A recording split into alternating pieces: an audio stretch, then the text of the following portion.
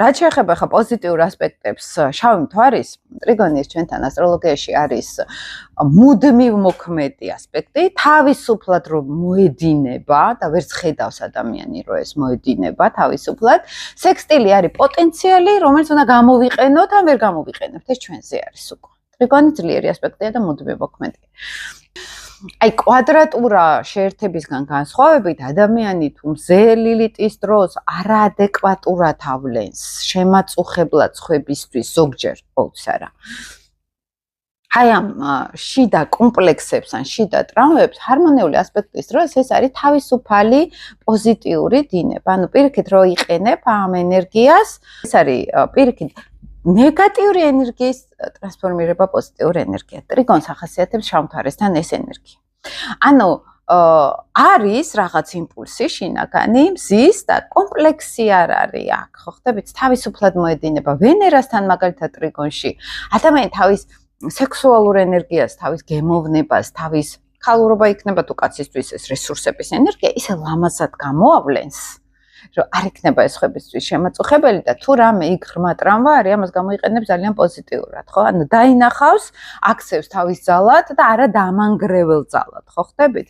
თუნდაც ძალა ის, რომ შენ ეს გადალახე, შენ ამას შეხვდი და ეხლა რაღაცი უნდა გეშინოდეს, ეს არის უკვე შენი ძალა, ხო? და აი რესურსად რო აქციო. აი ეს შეუძლია ტრიგონს პლანეტებთან როცა შემოდის.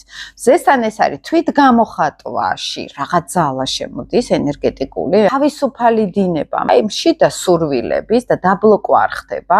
როგორ ხდება, იცით, მზე ლილიტის კვადრატურის დროს, მაგალითად, ან შეერთება ოპოზიციის დროს, ნეგატიური ასპექტი მოდით ესე რომ ვახსენოთ, ხო?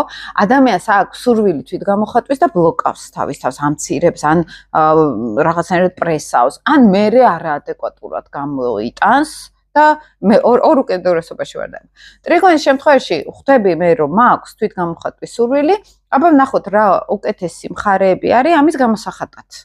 აი ეს არის ტრიგონი, ვენერასთანაც იგივე ხდება, მარსი ლილიტის ტრიგონის შემთხვევაშიც იგივე ხდება, ოღონდ აქ მოქმედების გამოხატვა არის პოზიტიური. ადამიანი არააგრესიულად ავლენს თავის ინიციატივებს. აი ნახეთ, ახლა მარსი არის ინიციატივა, ხო? აი მე მინდა რომ ეს გავაკეთოთ. ეხლა ერთად, ხო? იმიტომ რომ მარსი ეს არის რაღაც ლიდერული ენერგია, იმპულსური ენერგია. აი ლილიტი ნეგატიურ ასპექტში მარსთან როგორ მოიქცევა? აი უცებ აფეთქდება და ახურავს ყველას თავზე.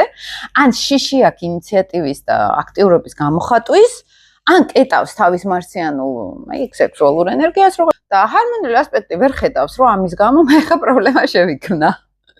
მაქვს ეს იმპულსი, როგორ ვისწავლო